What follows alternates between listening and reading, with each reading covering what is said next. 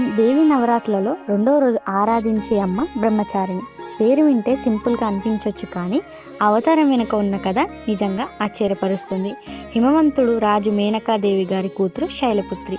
చిన్నప్పటి నుంచే ఒకే కోరికతో బ్రతికేది, మహాదేవుడు భర్త కావాలని. ఎందుకంటే గత జన్మలో సతిగా పుట్టి శివుడి భార్యగానే ఉండిపోయింది. కానీ దక్ష యజ్ఞంలో జరిగిన అవమానం వల్ల తాను శరీరాన్ని విడిచేసుకుంది. ఇప్పుడు మళ్ళీ పుట్టి మళ్ళీ అదే సంకల్పం, శివుడే నాకు భర్తగా కావాలని. దేవతలంతా కూడా ఈ లోకానికి రక్షించగల శక్తి శివపార్వతుల కలయికలో ఉందని భావించారు.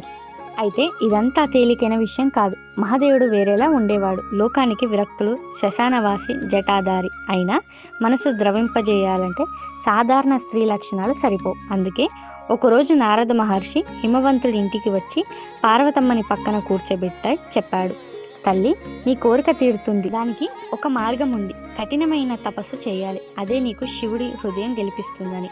అంతే. ఆ ఒక్క మాటతో తండ్రి అనుమతి తీసుకొని అడవిలోకి వెళ్ళిపోయింది. అక్కడే తపస్సు మొదలుపెట్టింది. మొదట కొన్నేళ్లు కేవలం పండ్లతోనే గడిపింది. తర్వాత మరికొన్ని సంవత్సరాలు ఆకులు, మూలికలు మాత్రమే ఆహారంగా తీసుకుంది. తర్వాత వాటిని మానేసి కేవలం నీరు, గాలిపై బ్రతికింది.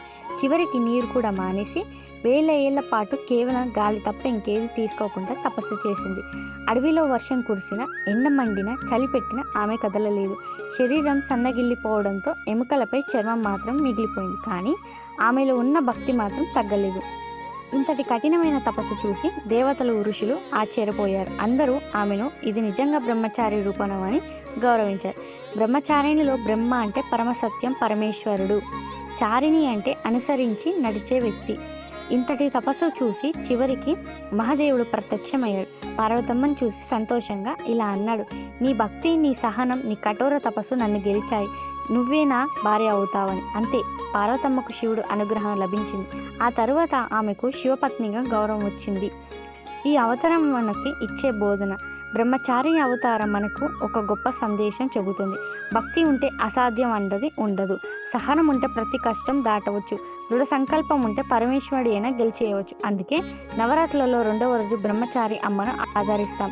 ఆరాధన చేసిన వారికి భక్తి, బలం, సహనం, ధైర్యం కలుగుతాయి. ఏ కష్టం వచ్చినా వెనుకకి తగ్గకుండా ముందుకు నడిపించే శక్తి అమ్మ ఇస్తుంది.